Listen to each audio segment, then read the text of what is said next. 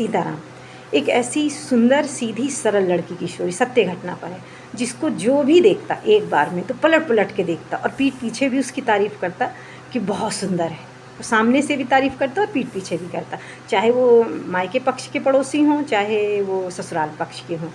तो ऐसे ही वो सारा साजिश का सारा गेम तो मायके से ही शुरू हुआ था।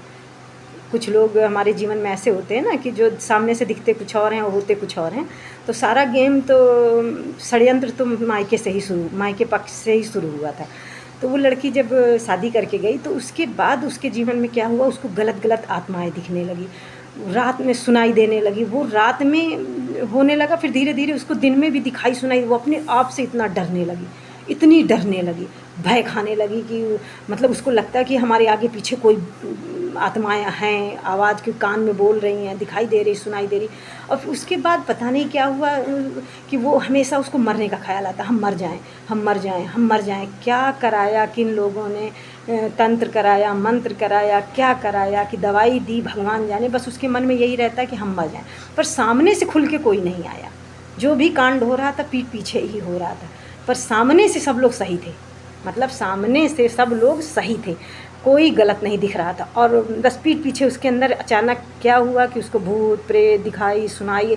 वो दिन में रात में तो डरना, दिन में भी डरने लगी।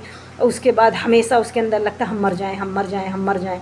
ये सब चीज़ें उसके अंदर, वो जब जाती तो बस मरने का ख्याल आता।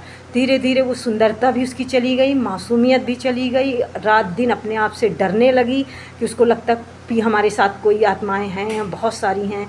ऐसी ऐसी उसको पूरी उसको। और जब तीज त्यौहार होता तो उसको अपने आप क्रोध आता, अपने आप पता नहीं उसको क्या होता। वो खुद बोलती कि हमें क्या हो रहा है, क्या ये लोग कर रहे थे, इन लोगों को ज़रा भी डर नहीं है। मतलब उसको एकदम पूरी तौर से उसको पागल साबित कर दिया, पागल बना दिया। वो अपनी मानसिक स्थिति को नहीं सही कर पा रही कि हमको क्या हो रहा है, और हमेशा मरने का ख्याल, समझ लो। और रात दिन उसको डर। पहली बात तो उसको रात दिन डर लगता, और दूसरी बात उसकी मानसिक स्थिति उसको पागल एकदम बना दिया। दूसरी बात जो है, तीसरी बात कि वो हमेशा मरने की सोचती रहती, हम मर जाएं, हम मर जाएं। सब भगवान से बोलती हमको भगवान उठा लो। समझ लो ये सब कंडीशन उन लोगों ने कर दी। उसके साथ कौन सा तंत्र क्रिया करी, कौन सा क्या किया, भगवान जाने क्या किया। और उसके बाद वो ऐसी लंबा, बहुत एक किसी चीज़ की लिमिट होती है, किसी चीज़ की लिमिट होती है। फिर अंत में जब ऐसे करते करते बहुत साल बीत गए, उसको गुरु मिले, भगवान की कृपा हुई तब गुरु मिले। तो जहाँ पर पूरी लास्ट स्टेज उन लोगों ने ला दी कि अब समझ लो कि इंसान कोमा में जैसे चला जाता है, ना जिंदा है ना मर गया।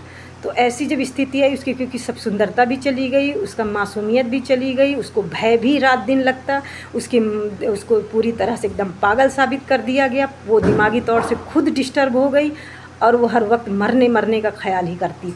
तो समझ लो भगवान की कृपा हुई, उन्होंने जब सबने उसको एकदम वो कर दिया कि अब तो ये मर ही जाएगी, बात ख़त्म। तब वो समझ लो गुरु कृपा, भगवान ने उसको फिर से ज़िंदा किया। पर उन्होंने सब चीज़ का एहसास कराया कि देखो तुम्हारे साथ गलत हो रहा था। और उसके बाद फिर उसको जिंदा हुई, धीरे धीरे उसकी मासूमियत वापस आई, धीरे धीरे उसकी सुंदरता वापस आई। पर ये नहीं था कि उन लोगों को ये डर नहीं कि हमने कर्म, मृत्यु लोग कर्म प्रधान है तो ये कर्म वापस भी तो आएगा। अब देखने का है कि जिन लोगों ने गलत उस बच्ची के साथ किया तो क्या उनको मिलता नहीं है, मिलेगा तो है ही। और शनि का न्याय चल रहा है, देखो किसके किसके साथ क्या होता है। मगर उस बच्ची को पूरी तरह से इन लोगों ने मसल डाला, पूरी तरह से जिंदा लाश बना दिया था। और भगवान और गुरु ने उसको फिर से जिंदा किया। सीताराम।